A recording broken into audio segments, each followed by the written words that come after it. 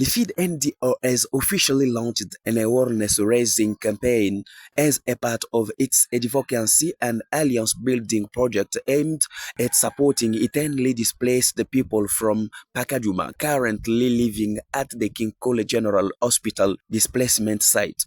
More details in this report presented in French.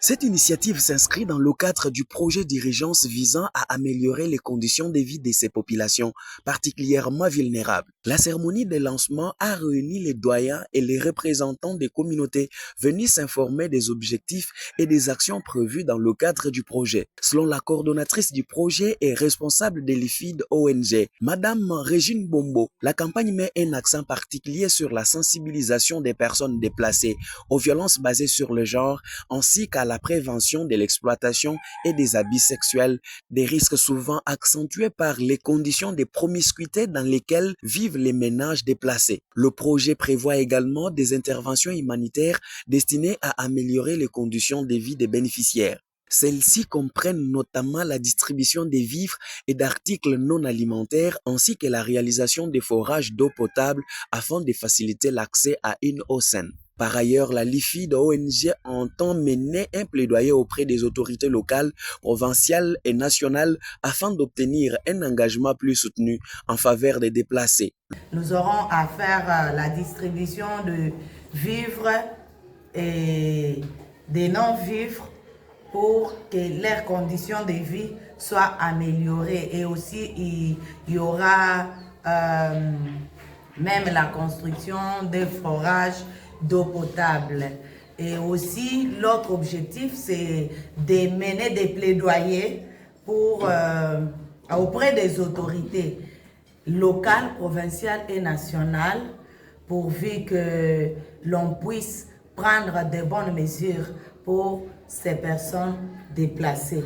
À l'État congolais, nous demandons de pouvoir bien nous aider, collaborer avec nous et avec d'autres partenaires qui veulent aussi assister ces déplacés et aussi que l'État puisse faire tout pour nous recevoir aussi pour nos plaidoyers et aussi répondre et mettre en place même des lois, des arrêtés qui parlent de ce genre de choses en faveur des déplacés et même des autres réfugiés aussi.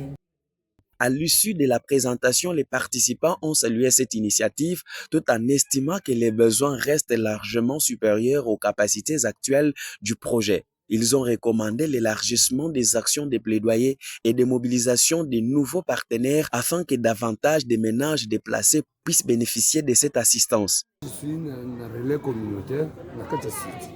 Ok. Comment Ange Félix Boufoula, la secrétaire générale va relais. Mais au moins, de ton côté, comment dire que c'est ça, incidents, c'est tout le monde qui vous sollicite. C'est tout le monde qui a besoin, qui doit assister. Donc, ils ont passé. Depuis,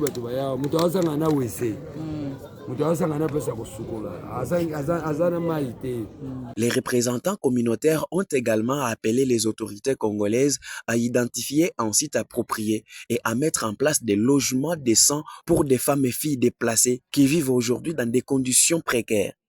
Et nous avons beaucoup apprécié la stratégie. Donc, initier un projet comme celui-ci en faveur des déplacés comme êtres humains, donc ça c'est quelque chose de bon. Mais la cible est trop minime parce qu'il y a beaucoup de ménages. Cibler 100 ménages, c'est encore minime.